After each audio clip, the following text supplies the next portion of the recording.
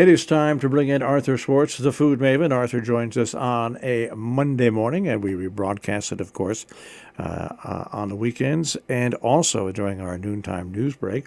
And you can always find Arthur on our on-demand page, robinhoodradio.com. Click on On-Demand. Click on Arthur Schwartz, the food maven, which I'll do right now. Good morning, Arthur. And good morning to all on this chilly day, I guess. Yeah. Yeah, I like to do food projects when I can't leave the house because of the weather. Here in Brooklyn, they don't clear the streets nearly as quickly as they do in the northwest corner, and so you really could get stuck in. And then there are people who don't shovel their sidewalks, so you could slide all over the place. And so I come up with projects, preparing. If I hear about storms coming, I go buy chickens to make broth or meat to make some kind of long-cooked thing that, will warm up the kitchen. But this week, I don't know what got into me. I wasn't stuck in the house for weather, but I did want to watch the impeachment hearings. And they were alternately boring, dramatic. I don't need to tell you. But I didn't want to just sit and watch TV, so I decided to make crepes. Okay. It was an activity I could do relatively mindlessly, although it is, if you want to make it tedious, you could say it's tedious, but I sort of like the action of doing it while I had the TV on in the background, and which I could tune out if I felt like it. My tune out, by the way, is the classic R&B on my cable. So anyway, crepes. There's a couple things that converged here. For some reason, I have ricotta filling on my mind, and I know why that happened, because my butcher has wonderful prepared foods. The only place I buy anything prepared to just stick in the oven, like his eggplant parmesan, even in a pinch, meatballs. For my great nieces, they love meatballs, so I might actually buy some from him. Anyway, he has manicotti, which I'd never tried. And I decided a week or so ago to try the manicotti. And I would have sworn this manicotti, which had delicious ricotta filling, that it was crepes, stuffed crepes. But when I went back to the shop, he said, no, it's pasta. It's from Pastosa, which in fact probably is sold in the northwest corner. It's a well-distributed brand. It's made here in Brooklyn on New Utrecht Avenue. I'm not sure if that's the original. There's one on Staten Island. The founder of that one just passed away, but his family continues. And I think there are several other Pastosa, and they sell it in the frozen food case. Most of those pasta products, by the way, it's the only ravioli I buy. I do like their ravioli, and so I don't want to complain about the pasta, but the manicotti pasta tasted like crepes. And it was a little soft. It's in tomato sauce, and then you put it in the oven for 20 minutes or so to heat it through and get the sauce a little bubbly, and I don't know. It was delicious, but I would have sworn it was crepes. So I got this crepe thing in my mind. But the ricotta filling is something you could use for stuffed shells. If you don't want to bother to do some stuffing thing, you could even make a baked pasta. Let's say tomato sauce dressed ziti or penne. Put that in a casserole. Put the ricotta in a layer on top of that. Put some more pasta on top of that. Grate some cheese on top. Stick it in the oven. I find these ricotta fillings not only very appealing and delicious, but a good receptacle for other stuff that you might have in the refrigerator. I mean, if you have, for instance, a piece of Swiss cheese or Gruyere, you can dice that up and put it in. I happen to have a half of a mozzarella, so I made that into little strips. It was maybe 2 or 3 ounces of mozzarella. I also happen to have some really good cooked ham, which I bought for some other purpose. meaning, what we call, I don't know, boiled ham in the States, but I bought this really nice slice, like maybe it wasn't quite a quarter of an inch thick, and I bought one piece, and I diced it up, maybe 2 or 3 ounces. It came to maybe a rounded quarter cup, and I threw that, by the way, I mixed all of this into a rounded cup. I wasn't really measuring to give a recipe, but here it is, about a rounded cup of really good ricotta with a quarter of a cup of diced ham and a quarter of a cup of diced with cheese like mozzarella or Gruyere or actually anything. Provolone, depends on what you have in the house or you want to go out and buy. A couple of tablespoons, rounded tablespoons of finely chopped parsley, and to bind it all together, just 1 egg. I beat the egg before I pour it in, and then I mix it in with the ricotta, the ham, the cheese, the parsley, salt and pepper, of course, and I like always to put in a few gratings of nutmeg, not a lot. And that's your filling, which you can use for so many different things. And the crepes themselves, I mean, if you don't, you can probably buy crepes. I never look, but making crepes I find very satisfying, especially since you can make them ahead. You can freeze them. I mean, imagine one night I don't know what to make, but I have some leftover chicken. You could make chicken-filled crepes. You could just put cheese in them and put them in the oven. We ate a few just rolled up with apricot jam. If you want to sprinkle it with powdered sugar, that's your choice. In a little cinnamon, that's your choice. I mean, there's a lot of ways to doll up a crepe. But here's my crepe recipe. Now, this is a rich crepe, and these crepes, I filled. I smeared half the crepe with the ricotta, and that ricotta was enough for 8 nicely filled crepes. And my crepe recipe makes about 8 crepes. You might get 9 out of it. Eat one yourself while it's warm, delicious.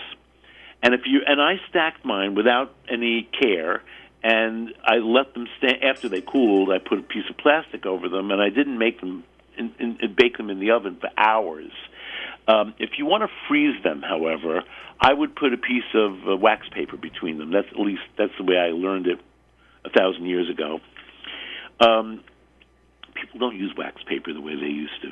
Anyway, my crepe recipe is a cup of milk, 1 egg, and 1 egg yolk, and beat that all together, and then stir, whisk in, whatever, 3/4 of a cup of flour. It will be relatively smooth, but maybe not perfectly smooth. And then finally, 2 tablespoons of melted butter. Stir that in. I like to let my batter stand for a while, so this stood for at least an hour, maybe more, before I bake them. You can make the batter ahead of time, put it in the refrigerator. Certainly, if you mix this in a blender, as I used to, you do need to let it stand and rest for a while, because the blender will work up the gluten in the flour, and you'll get sort of tough crepes. But when you're doing it by hand, an hour or 2 just sitting is okay. Now, I used a nonstick pan. I do recommend a nonstick pan. I will confess that I bought this orange-colored pan from a TV commercial. I forget what they're called. It was a big deal a few years ago. They showed you how you could put marshmallows in this pan. Do you remember this? Copper? Is that the copper thing? It's not real. It's not copper, but I think they call it copper something because it's copper colored. Yeah. I just call it the orange pan. Yep. Because I have real copper, and you wouldn't be cooking in copper anyway. Right. You'd be cooking in tin or stainless or whatever's inside your copper. In any case, yeah. So that pan is perfect for crepes, and you heat your pan first. And each crepe is shy of 1/4 of a cup. So it could be 3 tablespoons, but I use 1/4 of a cup measure, and I don't fill it to the brim.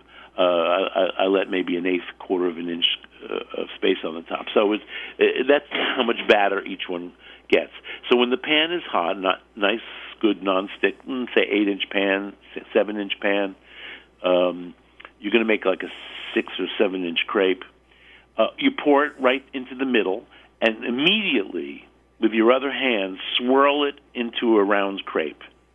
Immediately, because it's a hot pan, it will start to cook as second it hits the pan. And let it cook until you see slight brown around the edges. By the way, you're going to have to adjust your heat here and there and everywhere. I mean, that's the concentration here is very good. Whenever I have to concentrate on something, it's an escape.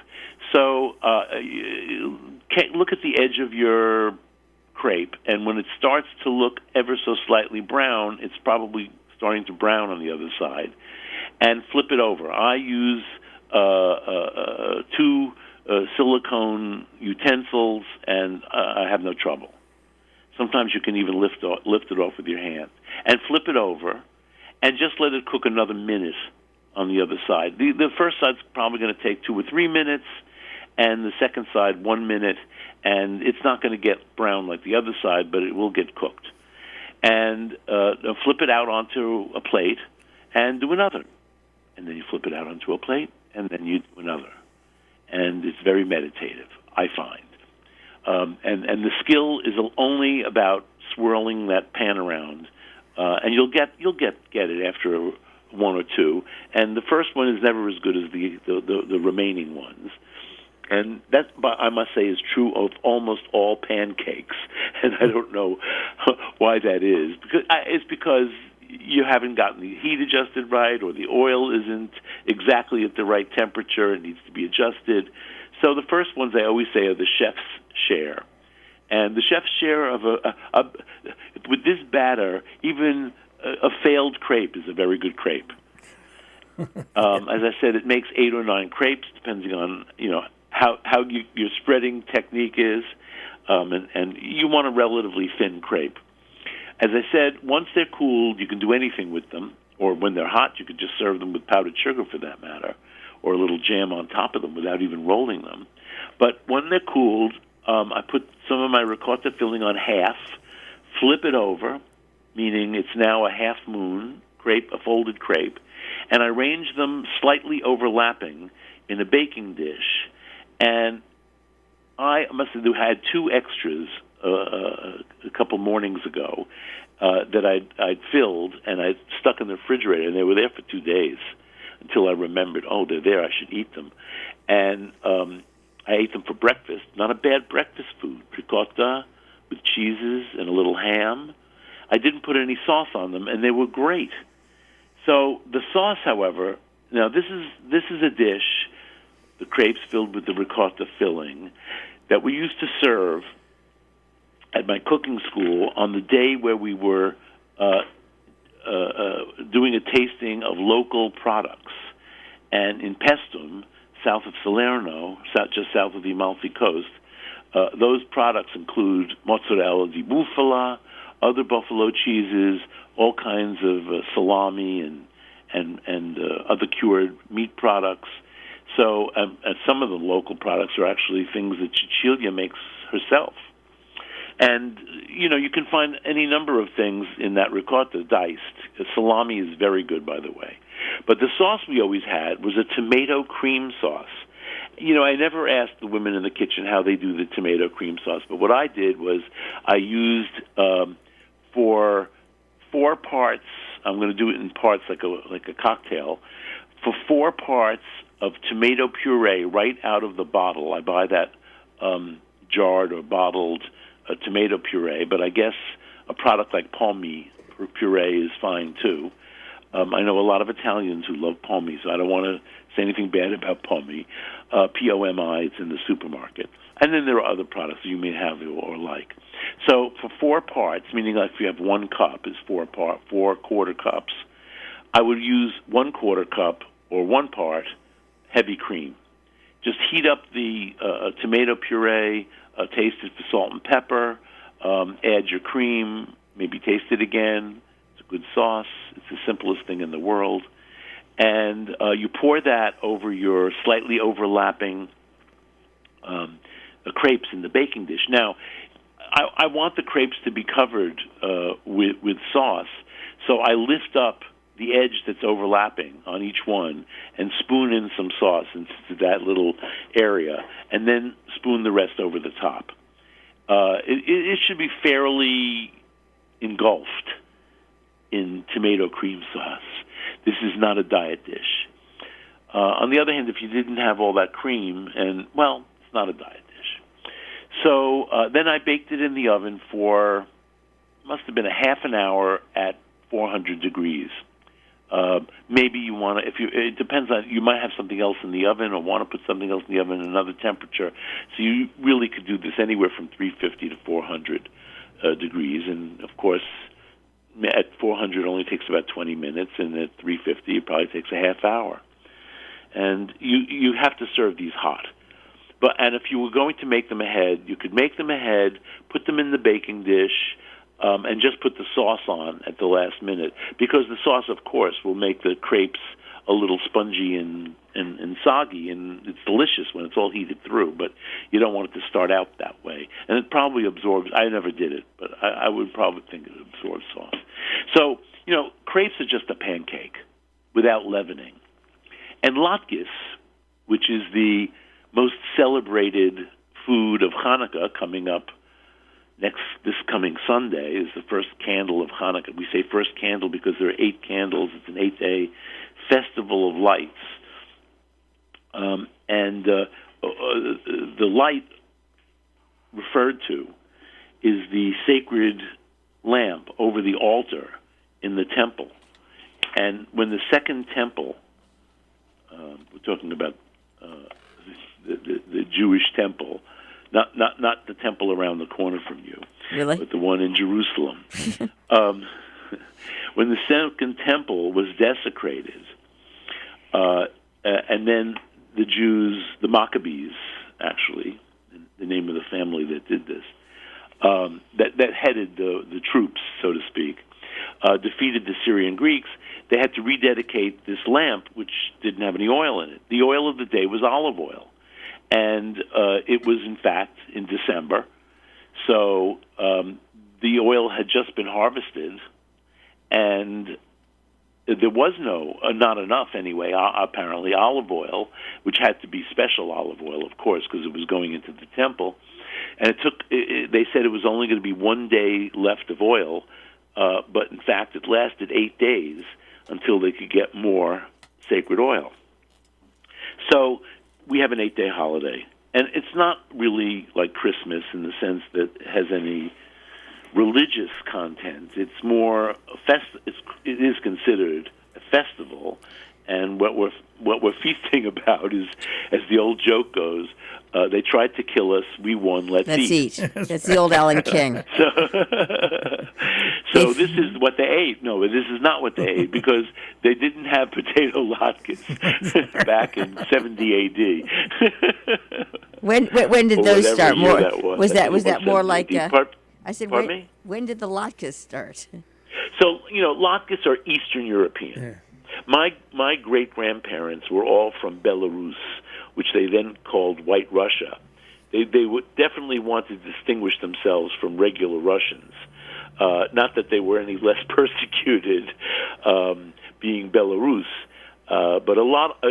Now that I'm an adult, I know that a lot of Eastern European Jews did come from Belarus, and I'll tell you about Belarus in a second. But so it probably wasn't until the 16th century when potatoes were introduced into Europe from South America. Potatoes were brought by Cortez and his party from Mexico, who had the Mexicans had domesticated potatoes, which were a wild plant in the Andes. The origin of potatoes is Peru.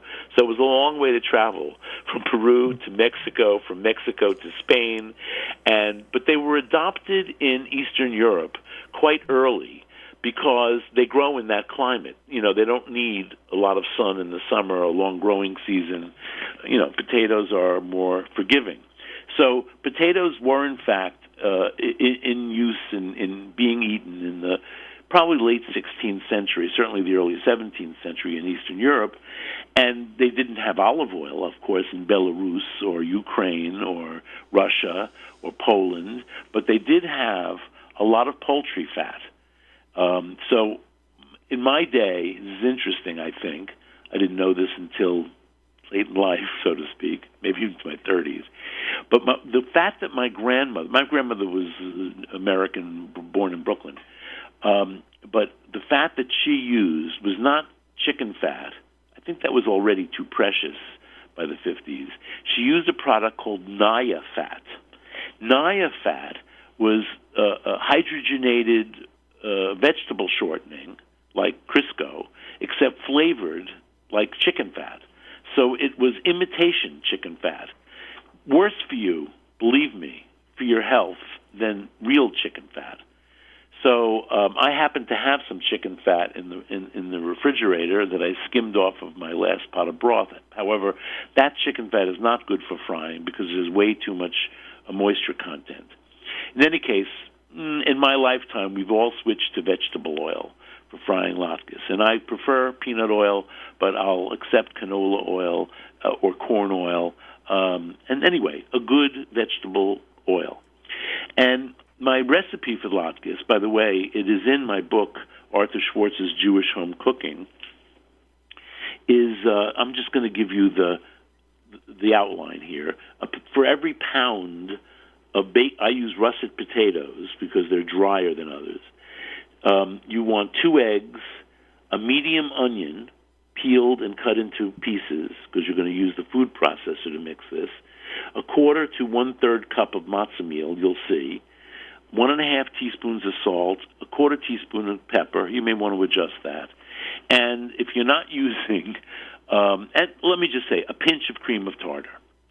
My grandmother used an old silver-plated spoon, which I have inherited, and you let it tarnish. If you have a good piece of tarnished silver, it will do. The tartrates on the surface of the tarnished silver will, in fact, keep your potatoes from turning gray. Or red. They might turn a little pink, but they won't turn gray. But a cream of tartar does the same thing. So my process is to first do the onions in a food processor, first pulsing, and then almost pureeing, but almost. Pour that into a bowl, add, and then process your potatoes. You probably want to do it in 2 or 3 batches, a pound of russet potatoes. And I cut them into chunks, peeled.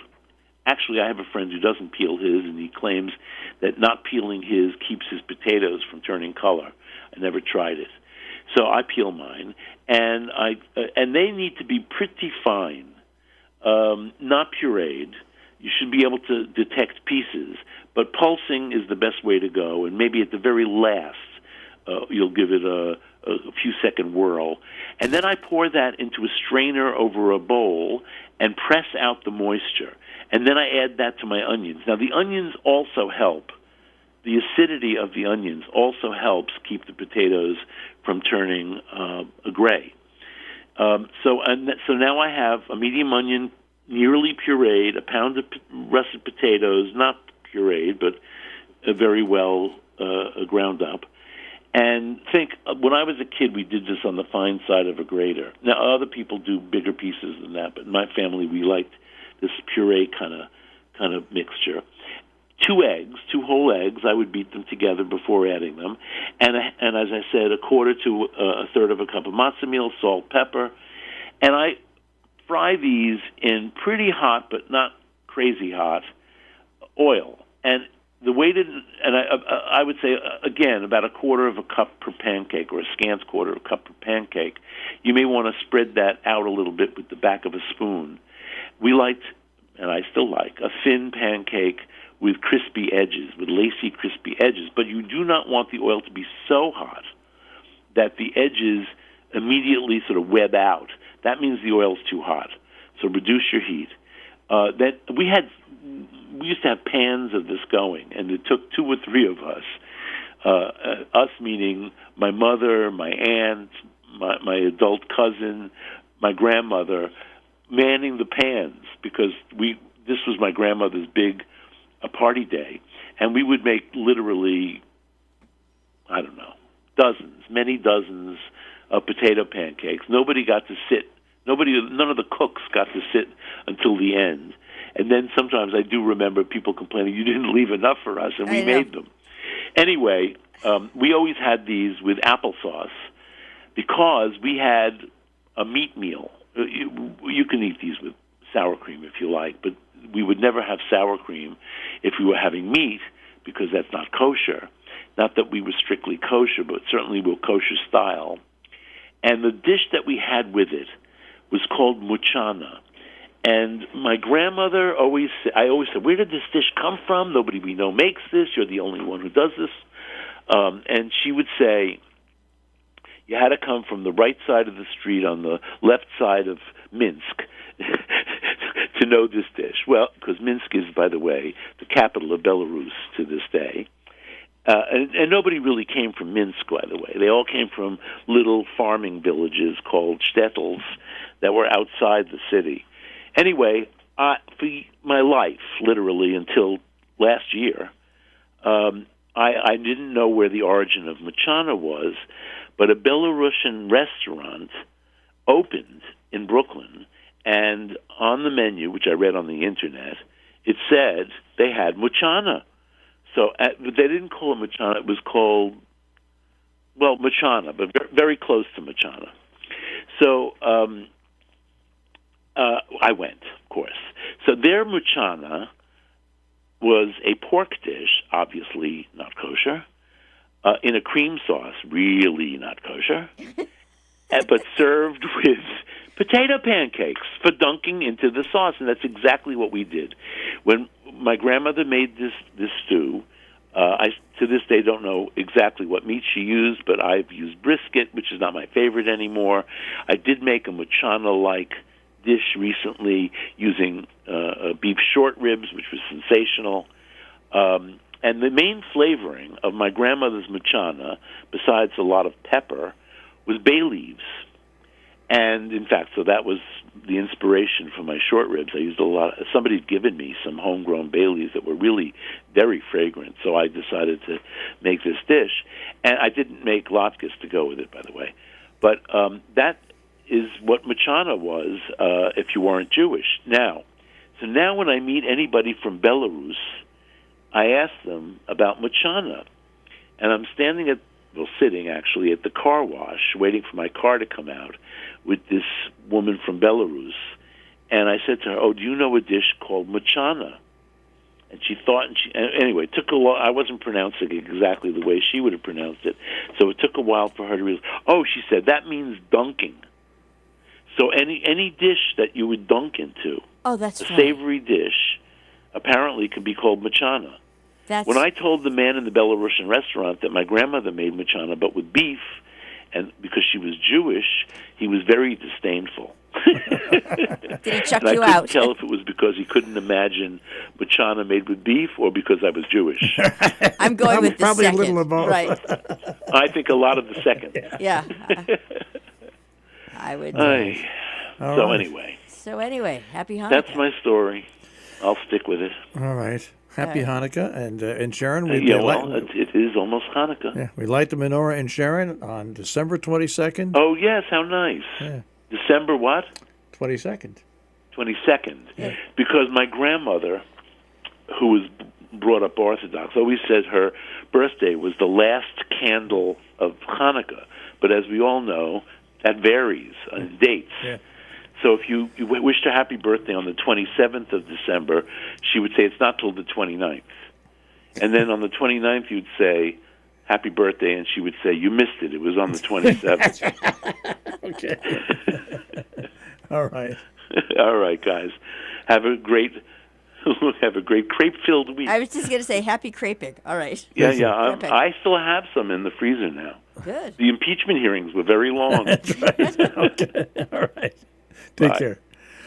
Arthur Schwartz, the Food Maven, here on Robin Hood Radio. Underwriting support for Arthur Schwartz, the Food Maven, John Andrews Restaurant on the Hillsdale Road in South Egremont, 413-528-3467, on the web, jarestaurant.com. Rubiners Cheesemongers and Grocers on Main Street in Great Barrington, 413-528-0488, rubiners.com. Hillsdale Home Chef, more information, 518-325-7000, hgshomechef.com.